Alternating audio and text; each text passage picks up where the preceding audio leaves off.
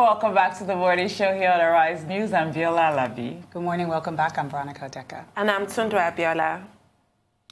By virtue of the spiraling violence which characterized last weekend's presidential and National Assembly elections, security or the lack of it have come to assume an increasingly important dimension ahead of the conclusion of the 2019 general elections in less than 10 days.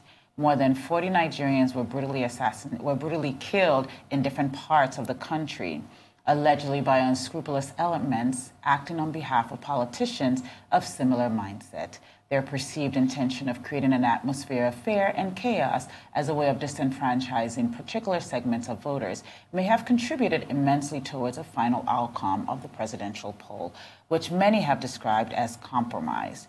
We have now been joined from Arise Abuja studio by security expert Kabir Adamu to look at what must be done to avert a repeat of the alarming security lapses of last week.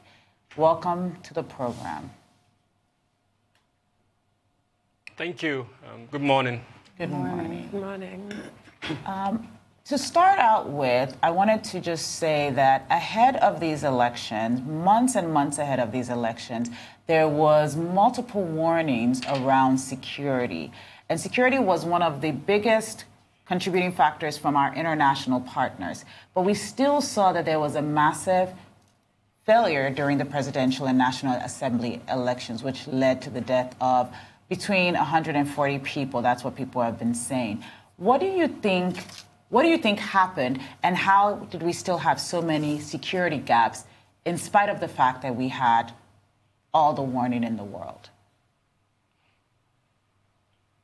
Well, just before I answer your question, let me give a bit of a background. The Independent National Electoral Commission has two frameworks that it uses to manage security. One of them is an electoral risk management tool that it got from a Norwegian institute. And that tool is the latest technology in security risk management. It allows INEC to identify its existing risks and then to also anticipate risk that would affect the electoral process. Then the second component is the Interagency Consultative Committee on Electoral Security.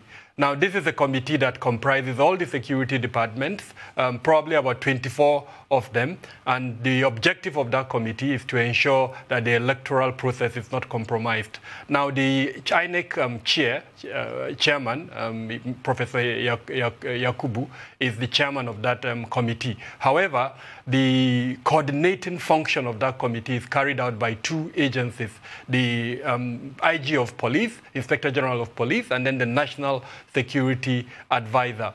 Now, with this context in mind, that is how we went into the elections. There were meetings ahead of the elections by these two independent bodies that I've mentioned to identify the risk that could affect the elections and then to put in place mitigation measures. Now, I participated as part of an expert panel for the transition monitoring group, where we received feeds from 4,000 election observers.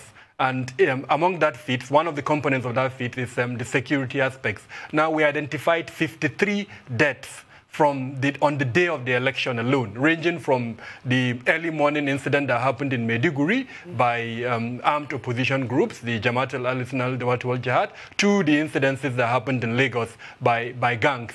So clearly, there was a failure in insecurity to prevent those incidences. And what we observed from our analysis of those incidents, it was not because there was no budgeting or no anticipation of the threat. It was more around the coordination of the security agencies on ground in that day. So I give you an example. Under the objectives of ISIS, the agreement, according to electoral guideline, was that there will be at least 3 security agencies per polling unit. But what we found out was that, unfortunately, in most polling units, you would only find probably 1 security official. And because of the way the deployment took place, there were 3 cycles of security. At the polling unit, they were not armed, the security agencies. Now, add to that the failure of communication between the security agents at the polling unit to the other 2 that were outside the polling unit that were armed. So where a particular polling unit is being attacked, there was no means of communication between the agencies in the polling unit to the ones outside that were armed. So these were the reasons that led to the kind of unfortunate circumstances that we saw on the other hand. The big elephant in the room, unfortunately, is the actions of the politicians themselves, who were unfortunately behind most of the incidences that we monitored. Some of them a bit difficult to tie them to it. A good example is the incident in Borno, in Maiduguri and Yobe. You cannot directly blame the politicians for it. But the ones in Lagos where we saw gangs, for instance, disrupting the electoral process, there were every indication that this was triggered by politicians. So, I mean, these are the things that unfortunately led to the situation that we saw on February 23rd during the elections. Okay, thank you for all of this information. And you've mentioned what actually happened during the elections. And so, more specifically, I would like to know, you said something about being not armed, lack of communication in between the security agents that were there. So the result overall is that they were ill prepared. Now we still have another election coming up. What is the situation on ground, and what can be done? What measures can be put in place to ensure that these type of violences do not reoccur as we move on? Okay, I'm happy to note that yesterday, INEC released a statement, and it was very clear, if I remember well, either in paragraph 5 or paragraph 6 of that statement, where it identified the interference of security agents in the electoral process as a challenge. So going forward, I'm hoping that INEC has done a post-mortem, even if it's a preliminary post-mortem, and has identified some of these challenges that we've identified. Unfortunately, it is not within the ambits of INEC to manage some of these things. Because, I mean, as an example, if the challenge is communication between the security agencies, it's not INEC's issue. INEC can highlight it, for instance, to the security agencies, in this case, the IG of police or the National Security Advisor. But the responsibility lies squarely in these agencies. They are operating in silos. That's the challenge. Instead of operating in silos, they need to operate as a single unit where the objective is to protect the electoral process. So I'm hoping that going forward, especially in the upcoming governorship and state assembly elections, I will see better cooperation, better coordination, and operating as a system instead of the kind of haphazard silo-like operation that we saw on February 23rd. Then also very important, citizens need to also play our part. If you notice, especially in some of the incidences that happened in Lagos where the talks were not that armed, and then of course we saw a reaction by the communities in those places, it helped. So we also need to do that. Then lastly, I would want and insist, especially from the media and civil society organizations, that we demand an audit. Monies were budgeted for security functions during the elections. Now, if we have situations where only one security personnel is deployed to a particular polling booth, something went wrong. Either somebody took the money that was meant to be paid for that, or somebody did not deploy the right number of personnel to those units. So I think an audit should be done, and then the report of that audit should be made public to Nigerians so that we know that what was budgeted for was actually used in the security functions during the elections. Thank you for those clarifications. They're important because the general perception is that all electoral matters are the responsibility of INEC, and the reality is far from that. And also highlighting the point that security agencies are expected to work in concert, and there was some failure there. Now, what exactly is the chain of command? Because you have said that the operational aspect is handled by the Inspector General of Police and the National Security Advisor. But with whom does the buck stop? Who is responsible to Nigerians for this failure that happened during the presidential polls? Well, the electoral process is the mandate of INEC. So unfortunately for INEC, it has that responsibility. But the reality is that the coordination of especially the Interagency Consultative Committee on Electoral Security is in the hands of those two agencies identified, the police and the National Security Advisor. So if we go beyond the electoral laws to look at the coordination of the functions, then the responsibility would be in the hands of IG of Police and the Office of the National Security Advisor. Under the last IG, the immediate past IG, the infamous one, unfortunately, there was an argument between him and the chairman of INEC on who should deploy police officers on election duties. Now, that argument is actually very unfortunate. It happened in the presence of when the president was at a function organized by the police. And I'm not aware that there was any clarification after that function. So I think the National Assembly needs to come in to clarify that aspect of the law. If the law puts that responsibility in the hands of the INEC and you have an IG of police arguing with the chairman of INEC, then someone needs to clarify to him that this is what the law says, and he should, as far as electoral duties are concerned, the responsibility for managing that function is in the hands of the chairman of INEC. In other words, he should present to the chairman of INEC his deployment plan, and then the chairman of INEC can endorse it. Now, with all due respect to whoever is the director of security at INEC, he should have enough capacity to look at that deployment and assess the deployment and come to a conclusion that that deployment is good enough to take care of the threat elements that have been identified during the elections. I don't think that's happening right now. So that's an aspect that I hope going forward we would see an enhancement. And the National Assembly has a role to play here because it has oversight functions in all of these agencies that I'm mentioning. So if the executive arm has dropped the ball, the National Assembly needs to come in to ensure that this is corrected. If we can't do it in this cycle of elections, then going forward it's something that we need to correct. What about the role of the National Assembly regarding the provisions of the Constitution about the use of the armed forces during an election? There's been a lot of opposition to that. There's been interpretation of the Constitution and the Armed Forces Act saying that it's, within the powers of the Commander-in-Chief of the Armed Forces to deploy them to man various posts during elections, but other people object to this. Should the National Assembly at this point actually pass a law, as is provided for in the Constitution, prescribing the limits of the uses of armed forces? Let's call a spade a spade. The reality of our current situation, and based on any credible threat assessment, is that whatever security plan we have in place cannot be implemented, unfortunately, by the police alone. For a lot of reasons, the police is not in a good shape, and we need to call a spade a spade.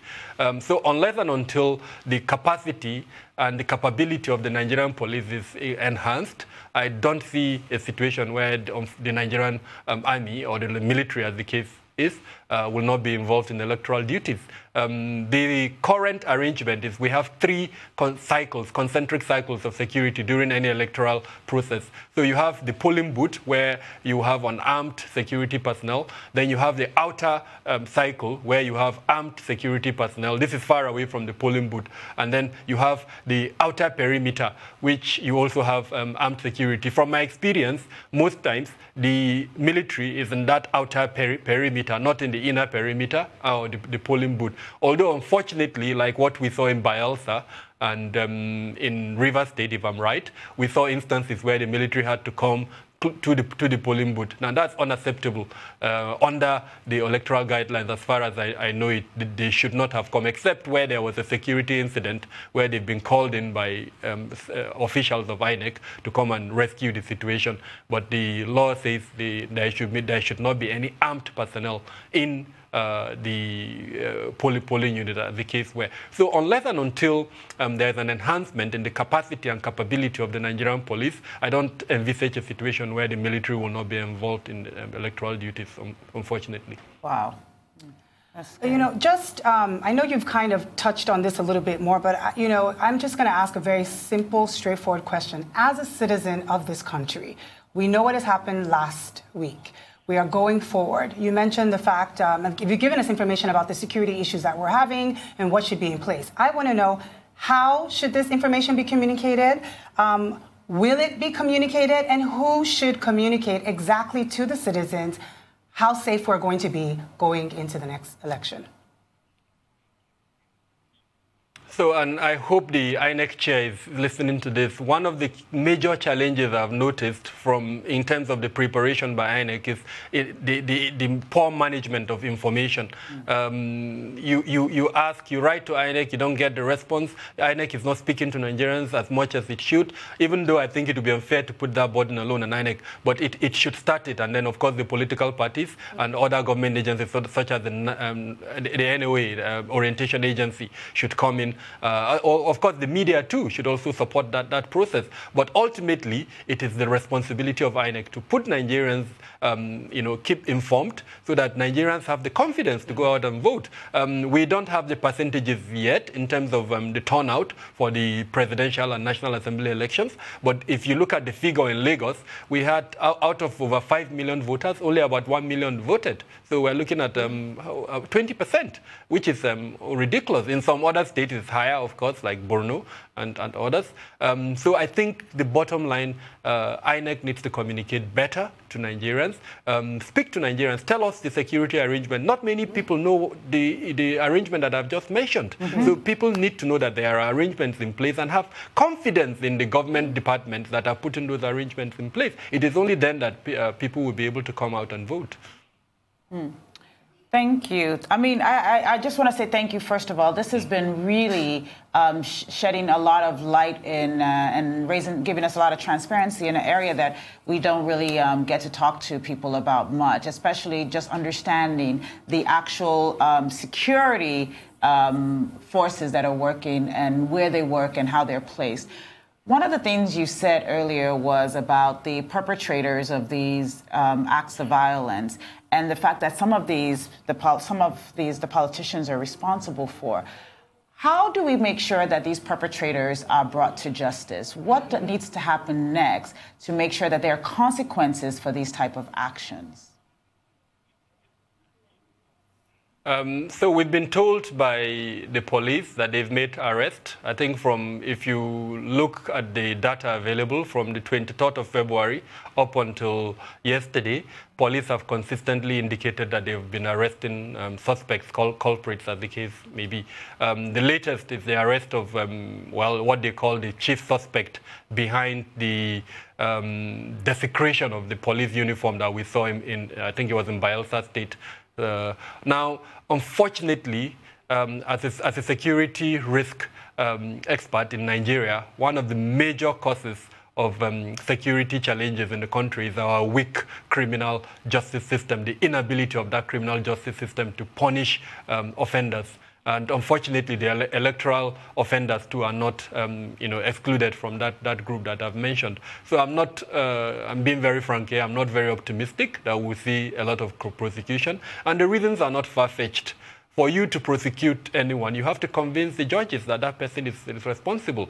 In certain cases, it's not difficult. A good example is what happened in Lagos.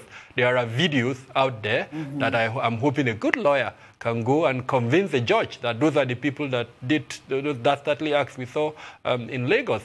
In Bayelsa, too, we saw videos going around of how that senior police officer was disgraced. So I don't know if our courts will accept that kind of evidence. But I'm hoping that the police would do a forensic investigation, gather its evidences, and present them in time to a competent court of jurisdiction that would now prosecute those. Unfortunately, going back at our history, especially of electoral cycles, we didn't see those kind of prosecutions. I am not very optimistic we'll see it in this year, but if we are going to ensure the deterrence and that this does not repeat itself in future, these are the kind of prosecutions that must take place. And they must be done in a transparent manner so that Nigerians are convinced that any offender, as long as the courts are convinced that he is the offender or she is the offender, will be punished. As someone that is involved in monitoring security risk in Nigeria, as we go into these governorship elections, what are from your pre-mortem to sort of, as you look at places to look out for, states that you guys are that are under surveillances, or what are heightened alert places that we need to be aware of so that citizens can also take extra precaution as they go out to vote next week? Okay, we use a tool, and I'm very happy I said this at the beginning of our discussion, that INEC also uses that tool. It's a very sophisticated tool. It gives you a checklist with which to identify quote-unquote hotspots. So I'll give you an example. One of the elements of that tool is the strength of the political party machinery in a particular state. So I'll give you another example. Imo State, an example, we know that the political machinery in Imo State has been wrangled in the last few months by internal dispute. Another example is Ogun State, Kano State. Then, of course, the efficiency of the security apparatus existing in a particular state. Here, Lagos will score high because the security fund by the state has been very supportive of the security infrastructure in that state. If you look at another state like Zamfara as an example, where I'm sorry to use this language, but the executive doesn't seem to know the difference between his left and his right, then you would score that state very, very low in terms of how it's managing security. If you look at Borno State as another example, the executive governor seems to have a very good control of the security infrastructure. He's in good contacts with them. He's supporting them. So we use all of these factors to come up with a criteria. And I can quickly tell you that the hotspots are likely to be places like Rivers State at the top of the list, Bayelsa State, unfortunately, Kano. I've mentioned Imo. I've mentioned Ogun, as well as, I think, Oyo State. So we've done an assessment, and we've come up with about 11 states where the risk factors are high based on this criteria that I've mentioned, and the likelihood of electoral violence in those states is very high.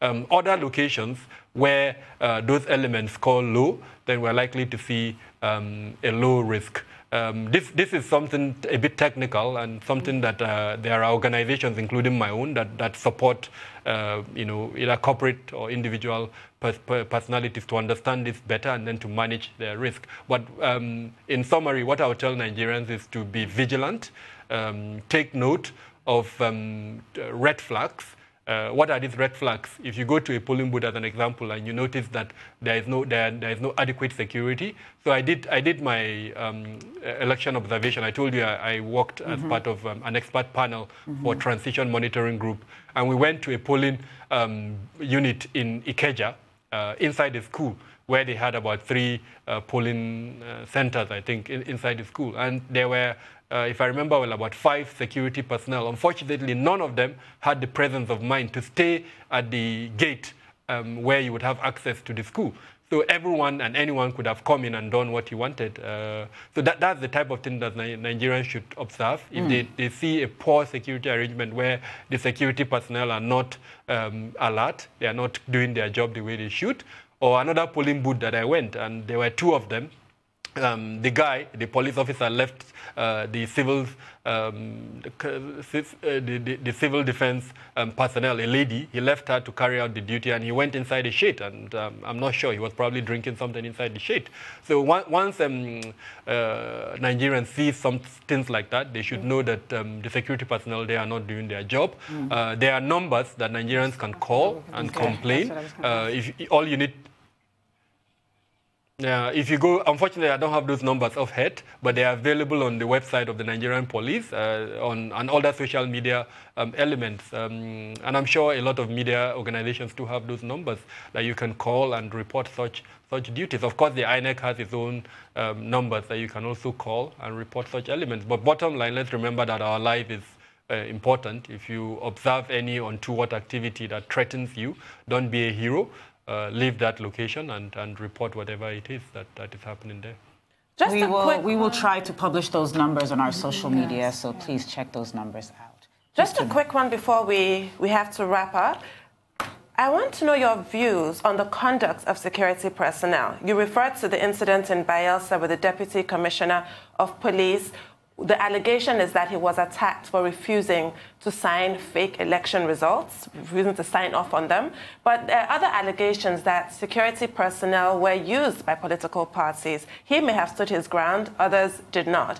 They were used on the day of the elections, prior to and after, even with intimidation, the arrest of opposition party members. And you also had the accusation and counter-accusation between Governor Wike of Rivers State and the 6th Division of the Nigerian Army. What is your view on all of this? I think I'll just describe it in one word. The last example you gave is very unfortunate. I think no executive governor should reduce himself to that basis where he will be exchanging such ridiculous allegations with a government institution, one of the highest in the country. I think leadership requires more decorum, and we're not seeing that decorum, unfortunately. Now, to answer your question directly, INEC itself, at the meeting it held yesterday, came out with a statement after the meeting, and it identified lapses by the security agencies that it said could have interfered with the electoral process. So that's the electoral umpire itself admitting that the security agencies dropped the ball in certain locations. However, we must also remember that several election observers, I think there were over 70,000 election observers in the country, and most of them, including from Western countries, the US, the EU, and the others, gave the electoral process a pass mark. They said the space was open, even though they mentioned there were lapses, but they felt the lapses did not interfere with the outcome of the elections. So while there is a perception, and maybe even more than a perception, that security agencies sometimes interfere with the electoral process, and given what I do, I know that this is a fact. We should also take it into consideration that this election has been given a pass mark by most of the observers that have released their report. Very important is the report released by Yaga, which had an independent collation mechanism. I think it's one of the few international non-governmental organizations that had that independent collation platform. And that report said clearly that the results released by INEC in congruence with the results it kept. So I think despite this interference or perception of interference by security agencies, it did not interfere with the electoral process. But again, I think as Nigerians, we need to admit to ourselves that it is not acceptable for security agents, especially uniformed security and armed security agencies, to interfere with the electoral process. Every civil servant, including security agents, should be neutral. It is not in their place to take sides. Once they do that, then they are going against the oath that they took. And this is something we need to correct going forward. It is not specific to this current administration. There were instances in our history, in our past, where we've seen interference by security agencies. So I think the National Assembly needs to come in. Whatever is allowing that to happen needs to be corrected. I've seen assessments, I've seen reports indicating that the part of the reason is the way and manner heads and leadership of these security agencies are appointed. They are, to an extent, political appointees, and because they are political appointees, they are out to serve the interest of the person who appointed them, and that's why they will go all out to ensure that they protect, quote unquote, the regime. So if that's the problem, the National Assembly needs to change that law and ensure that the leadership of our security agencies are not, quote unquote, political appointees. They should remain neutral. It is only by remaining neutral that those agencies will be respected. If Governor Wike is accusing the army, it's because he believes that they are not neutral. It is not good for our country to see that highest body, that institution, being dragged into mud like that. So I think whatever needs to be done should be done to ensure the neutrality of those agencies. Mr. Kabir Adamu, thank you so much for that most illuminating discourse. Thank you.